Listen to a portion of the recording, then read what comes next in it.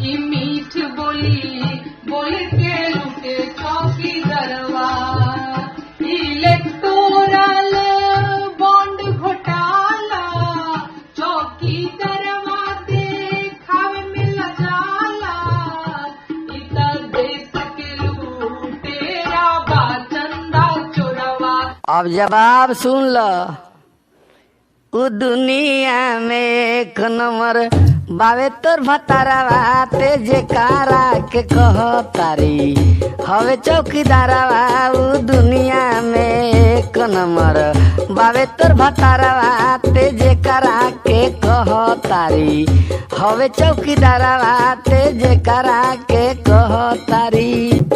मियामन से हॉस्टल में कांड करवली पाक साफ बाड़ी अपना मर्द से बतावली। मम्मी आए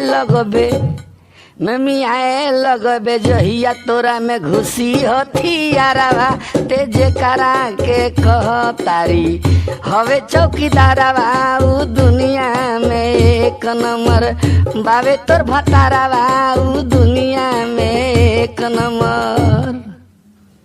तेहू तो बाड़े अंध भक्त सारवा एकदम सारवा गोबर भक्त सन के लड़ धारवा। हाँ तेहू तो बाड़े अंध भक्त सारवा एकदम सारवा गोबर भक्त सन के लड़ धारवा। मान ल बात हमर मुहवा सम्हारा मान ल बात मुहावा लो सम्हार हो। अब जदि करब फाराई तो हर गाड़ हो। ए हो मान ल बात हमर मुहावा लो सम्हार हो। अब जदि करब फाराई तो हर गाड़ हो। मरबो करब ले हबे भाड़वा कि मरबो करब ले हबे भाड़वा गोबर भक्त सन के लाड़ धारवा।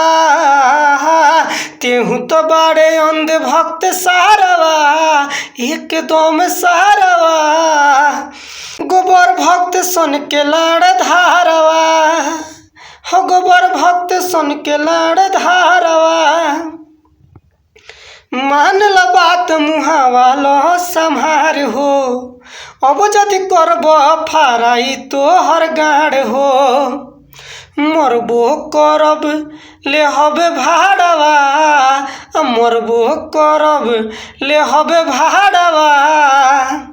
तेहू तो बाड़े अंध भक्त सारवा एकदम सारवा गोबर भक्त सन के लाड़ धारवा।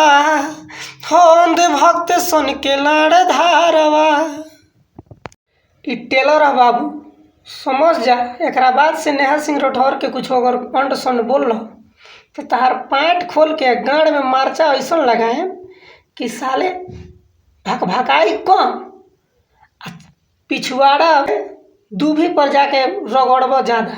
समझ लो ना तो मान जा ना तो तार उद्घाटन शुरू बा बेटा समझ जा।